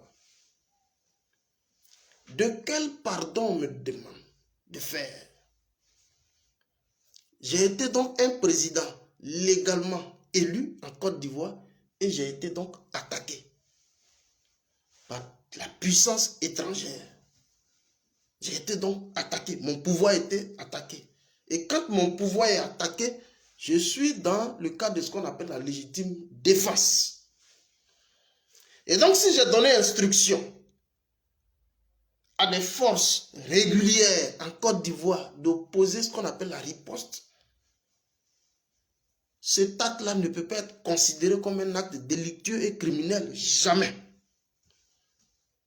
Voilà la vérité. Si je convoque tout l'état-major de Côte d'Ivoire, l'état-major des forces armées de Côte d'Ivoire, à qui je donne des instructions d'engager une opération de riposte face à donc l'avancée de la menace, cet acte-là, il est couvert donc par la Constitution, parce que la Constitution me donne le droit de riposte. Je ne suis pas Charles Blé Goudet. J'étais donc à la tête d'un État aussi puissant comme la Côte d'Ivoire. Blé peut demander pardon parce que c'est un citoyen lambda. Il a été ministre pendant 4 ans et 4 mois. C'est un citoyen lambda.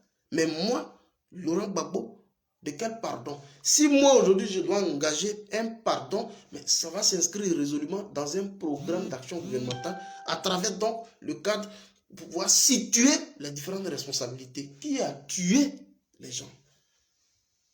Ah oui, je vous le dis honnêtement, on va beau tourner. On va beau tourner, mais la question de 2010 et 2011, elle reste jusque-là pendante. Voilà la vérité. La question de 2010 et 2011, elle reste jusque-là pendante. Donc, on ne peut pas demander à Laurent Gbagbo de venir faire profil bas, de venir demander pardon. Et c'est ce que les gens, les moutons ont pris, ont dit non, ils se foutent des victimes. Non!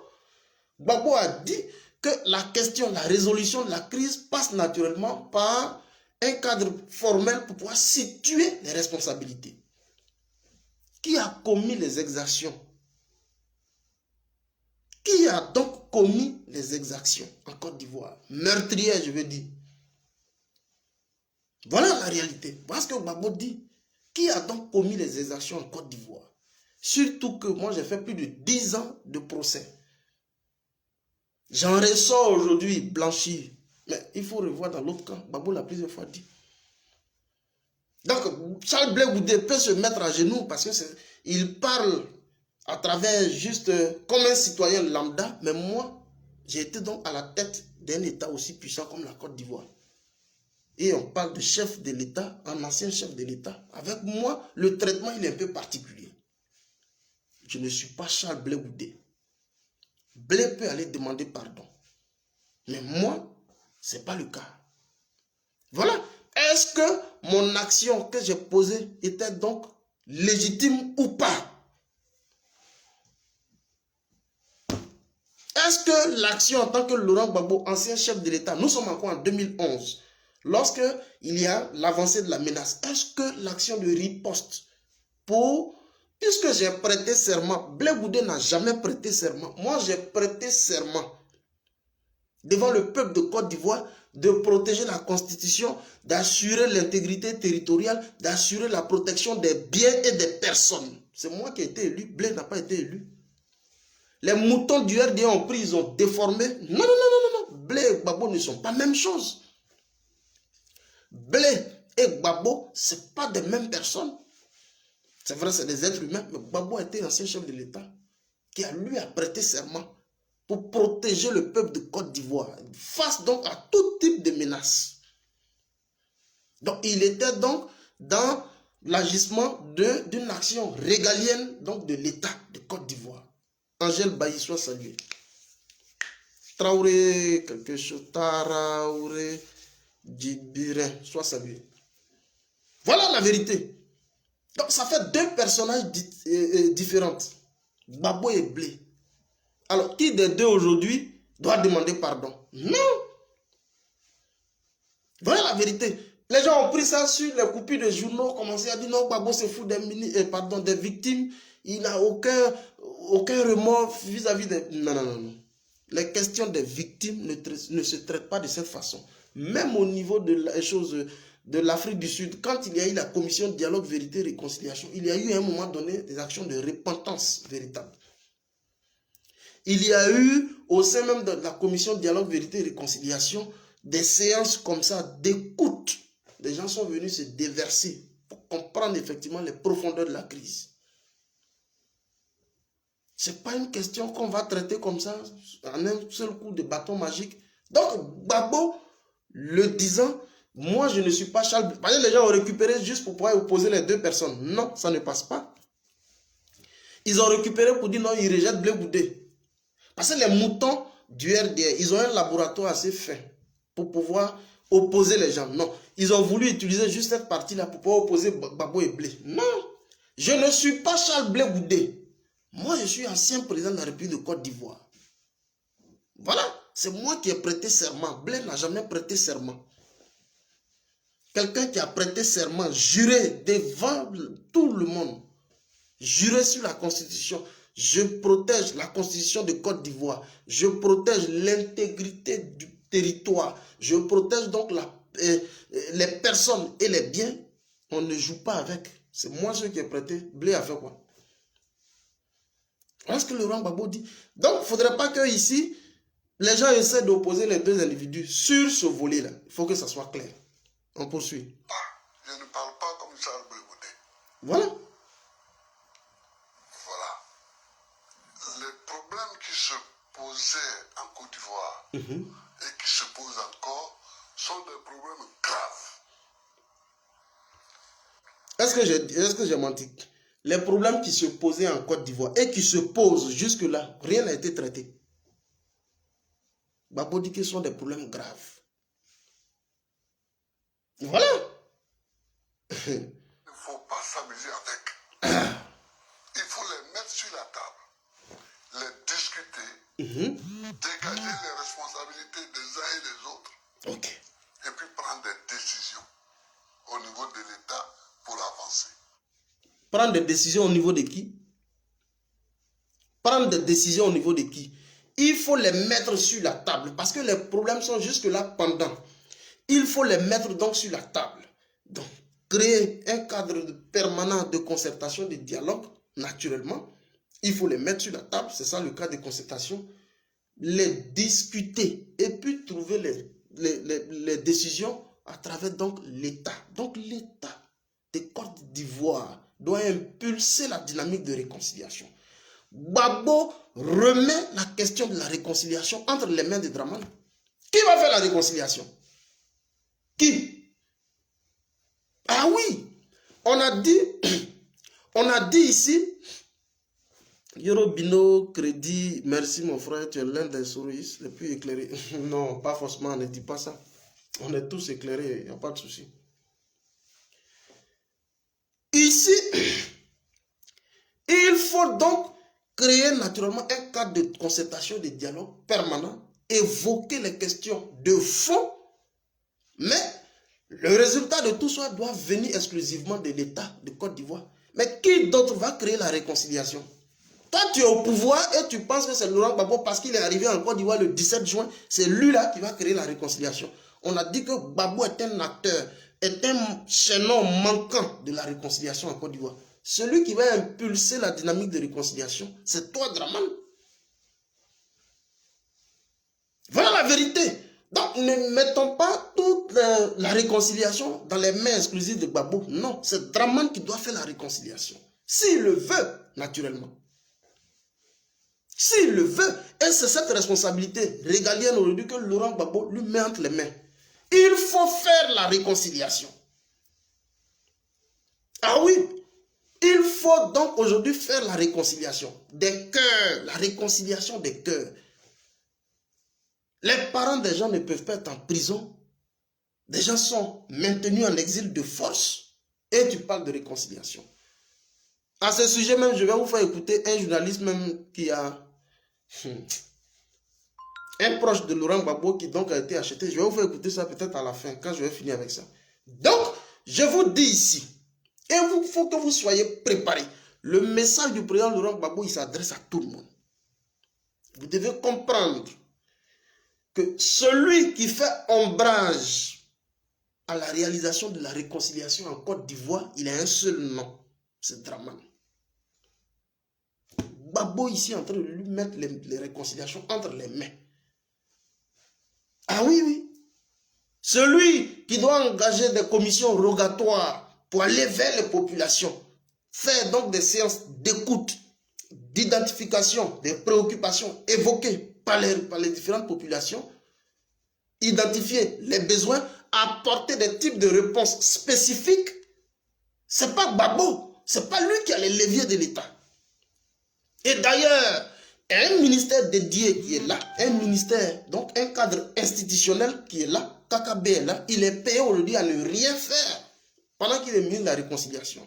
Donc, ça veut dire quoi?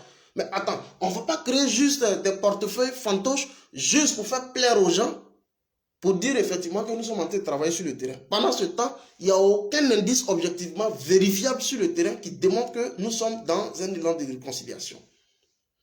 Mais attendez, c'est une réconciliation de papier ou c'est une réconciliation des cœurs? Mettez-moi les deux réconciliations. Est-ce qu'une réconciliation de papier ou une réconciliation des cœurs? Des deux là, mettez. Si c'est papier, réconciliation de papier ou une réconciliation des cœurs, écrivez. Voilà la vérité, Laurent Gbagbo. Donc on va beau tourner, la question se pose. Il faut situer les responsabilités. Et donc, ça suppose naturellement la définition d'un cadre juridique, judiciaire à la limite, pour situer les responsabilités. Gbagbo est en train de parler, vous devez comprendre. Et si ce n'est pas fait, il y a Didier qui dit c'est une réconciliation de papier, effectivement. Et si ce n'est pas fait, les mêmes effets vont toujours produire les mêmes causes vont toujours produire les mêmes effets. On va se retrouver finalement dans un phénomène cyclique infernal. Dans un phénomène cyclique infernal. Parce que la question de fond n'aura pas été résolue. Je suis un peu long dans cette histoire parce que je dois vous montrer certaines choses. Le discours est passé. Mais vous devez comprendre ce qui est dedans. Gbagbo est en train de nous préparer à ce qui vient. Si Dramane n'a pas traité la question de la réconciliation, chers amis, ne rêvez pas. la Côte d'Ivoire va toujours continuer de sombrer. Où a-t-il mis le rapport indicatif de Charles Konan Banny? Ils ont pris le rapport indicatif de Charles Konan Banny, ils l'ont déchiré. Il y a eu des révélations importantes qui ont été faites dans le rapport, contenues dans le rapport. Mais en fin de présentation officielle du rapport, Banny a dit que la réconciliation doit être l'affaire exclusive donc de l'exécutif de Draman. Tu es au pouvoir et tu veux mettre la réconciliation dans nos mains. Il faut faire la réconciliation. On poursuit. Moi, je ne me mets pas là pour dire oui, je demande pardon, je demande pas. Non. Peut-être que les victimes attendent ça, Monsieur le Président. Non, les victimes attendent qu'on règle, qu'on discute le problème et qu'on voit quels sont les responsables. C'est ça que les victimes attendent. On prend Gbagbo, on prend Blé Goudé, on les dépose à la haie. C'est qui on? Nicolas Sarkozy? Par exemple. Il fait partie de ce on-là. Puis c'est celui qui a bombardé ma maison. Celui qui a bombardé la résidence présidentielle. Voilà. Il a voulu vous tuer? Ça, je ne sais pas ce qu'il a voulu, je ne suis pas dans sa tête. Mais il sait qu'il a bombardé. Et il a envoyé les chars militaires français encercler ma maison pour me capturer quand même. C'est maintenant Gbagbo en train de parler. C'est maintenant Gbagbo est en train de parler. Il y en a qui voulaient que Gbagbo parle. Mais c'est maintenant il est en train de parler. Sarkozy, la France, qui a bombardé ma maison, une résidence de l'État de Côte d'Ivoire, une résidence présidentielle. Mais quand on parle de Sarkozy, même, ça dit Ouattara est petit dans le mouvement. Il y a un qui dit une réconciliation des papiers. Abdoul Kaba, soit salué, vieux père. Donc, c'est lui qui est en train de parler. Il dit que c'est la France qui a bombardé ma maison. La France de Sarkozy qui a bombardé ma maison. C'est maintenant Gbagbo en train de parler. Donc, à un moment donné, Draman ne peut pas être assis sous ses lauriers en train de créer des portefeuilles fantoches dont les ministres sont payés à ne rien faire et que la question essentielle de la réconciliation se meurt. Je vous le dis honnêtement. Je vous le dis honnêtement, tout honnêtement. Un projet viable en Côte d'Ivoire ne pourra avoir le consentement des Ivoiriens que lorsque leur cœur aura été apaisé. Leur cœur, ça dit que leur cœur aura été apaisé. Je vous le dis tout honnêtement. Le Rwanda a connu pire. Mais quand Kagame est arrivé, il s'est engagé dans un processus concret de réconciliation.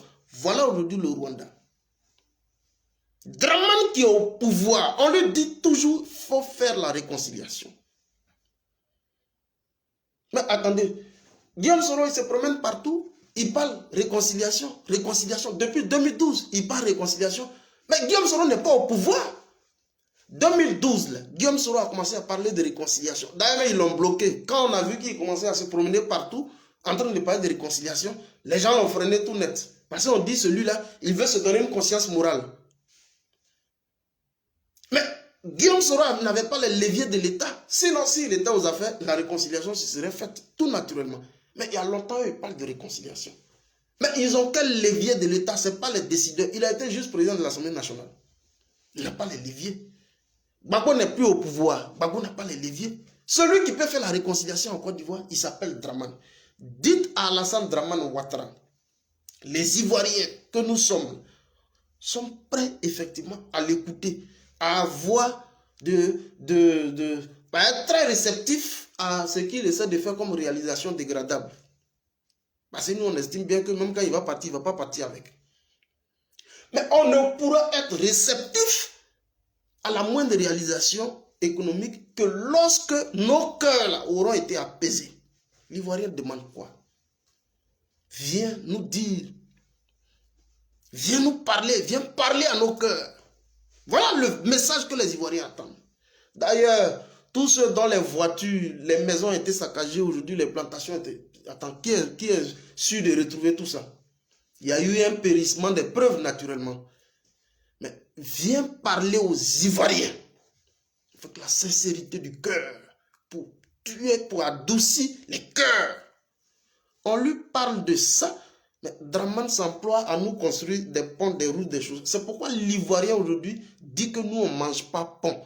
Et que vous avez vu son propre fils, David Ouattara, qui dit, avec tous les efforts que mon père entreprend, avec toutes les réalisations d'infrastructures qu'il entreprend en Côte d'Ivoire, après avoir donc laissé le FMI revenir en Côte d'Ivoire pour se mettre à la disposition de son pays. De quel pays il parle? Parce qu'il n'est pas de chez nous. Ça fait un.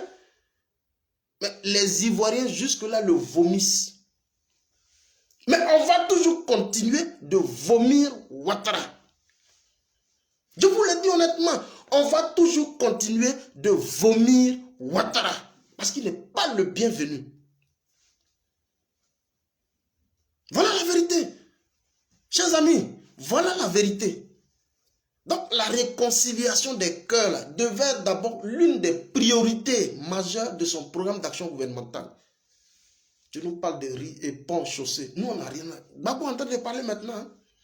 Donc il faut situer les responsabilités. En fait, comme un enfant, et je me suis demandé, au fond, que vient faire la France dans une affaire de contestation électorale en Côte d'Ivoire.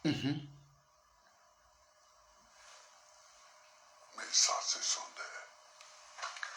Vous considérez toujours que vous aviez gagné en 2010 le résultat? Le problème n'est même plus là. Non, ce n'est même plus à ce niveau. Le problème n'est même plus là, puisque de toutes les façons, on ne peut pas faire un rétropédalage.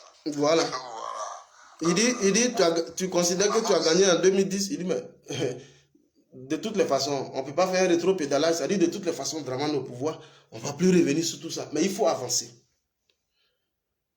Vous voyez, ça veut dire que le gars, il n'est pas rancunier. Il faut pouvoir avancer. Comme je n'ai pas les moyens pour aller apaiser le cœur de ceux qui sont à l'ouest,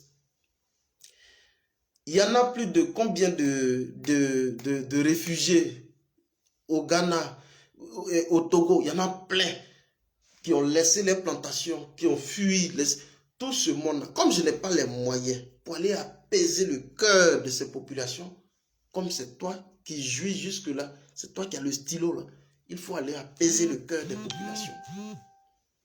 Voilà ce que Babo est en train de lui dire. On va terminer vite fait. On avance. On avance. Et je sais avancer. Voilà. Est-ce que vous vous pardonnez à Alassane Ouattara? Mais je pardonne à tout le monde. C'est tout. Merci beaucoup, Monsieur le Président. Je pardonne à tout le monde. Babo est inscrit dans une logique de pardon. Je pardonne à tout le monde. Il faut qu'un jour Draman de sa bouche là puisse prononcer le mot pardon. Moi, je n'ai jamais entendu ça. Celui qui a une fois entendu, il faut qu'il dise ça. Moi, je n'ai jamais entendu le mot pardon. Vous voyez? Et à côté de cela, je vais vous présenter Écrivain Fédéral Marche. À côté de ça, je vais vous présenter rapidement un journaliste, un journaleux, qui était donc ancien porte-parole de Laurent Gbagbo, qui est donc aujourd'hui a été acheté par Draman Ouattara. Pendant qu'on parle de réconciliation, qui est donc la libération et le retour sécurisé de tous les exilés. Je dis tous les exilés. C'est pourquoi Gbagbo ici a dit, je souhaite même que Guillaume Soro rentre. Gbagbo l'a dit ouvertement. Je souhaite même que Guillaume Soro rentre. Je souhaite même que Soul Toussoul, qui est un proche collaborateur de Guillaume Soro, puisse sortir de prison. Donc, toutes ces personnes ne peuvent pas être en prison et qu'on dise que on va à la réconciliation. Ce n'est pas possible. C'est une réconciliation de papier. Écrivain Fédéral Marche. Et donc, vous allez juste voir ce journaliste-là et puis on va se laisser. Chers amis, la question est totalement cruciale et elle est grave pour qu'on joue avec. Quand on parle de réconciliation, les gens pensent que nous sommes des amuseurs publics. Non! La question de la réconciliation, si elle n'est pas traitée de forte comme en Côte d'Ivoire, je vous le dis, les mêmes causes vont produire les mêmes effets. Et Laurent Gbagbo donne les signes avant-coureurs. Regardez ce journaliste-là. Regardez ce journaliste. Ce discours-là, il est... Moi, je trouve comme... Là où le président Laurent Gbagbo a demandé que tous les différents prisonniers soient libérés, y compris les prisonniers militaires, parce que lui, en tant que chef de l'État, il ne peut pas comprendre qu'aujourd'hui, il soit dehors et que eux, Dobo, Blessé, Kassé, tous les autres militaires soient jusque-là encore en prison. Donc, il faut les libérer. Voilà le gars qu'on envoie sur un plateau de télé pour tenter de distraire les gens. Alain Toussaint. Je précise ici que Alain Toussaint était proche du pouvoir de Gbagbo et que Alain Toussaint était donc, je crois, le directeur de communication de cabinet de Simone Yves. Et il était porte-parole de Laurent Gbagbo à l'international. C'est de lui que je parle. Écoutez ici. Ce discours-là, il est... Moi, je trouve qu'on peut en débattre des heures. Ces personnes qui sont en détention ne le sont pas pour avoir commis, oui, c'est ça, les mêmes infractions que Laurent Gbagbo. Certes, ces personnes étaient en responsabilité quand il était président, mais ces personnes sont accusées pour des faits précis. Voilà, donc elles ont été traduites devant les tribunaux, elles ont été jugées et condamnées. Donc, je comprends bien l'esprit de la déclaration du président Gbagbo, mais je pense que ce n'est pas quelque chose qui, à mon sens, tient... Voilà, tout ce qu'il peut espérer du pouvoir, c'est peut-être dans le cadre de la réconciliation, discuter avec les autorités afin que les personnes qui sont en détention soient élargies. Il entend bien le faire. Ce discours-là, il est... Vous avez entendu Alain Toussaint. Voilà, chers amis, je pense que je vous ai longuement, c'est la toute première fois que je fais une vidéo qui est très diffuse de cette façon, mais il était important, vu un peu le contenu surtout de l'interview, il était important quand même qu'on revienne de fort en comble là-dessus pour que la lanterne des uns des autres soit nettement éclairée sur la question. Je voudrais ici vous remercier. Merci beaucoup Mouchi, Asamoah, à tous ceux qui étaient là. Je voudrais ici saluer tout le monde, saluer tous les différents communicants, soroïstes surtout. Nous, de la galaxie soroïste, saluer Nina la Lyon qui très tôt le matin a enflammé déjà la toile sur le contenu du discours.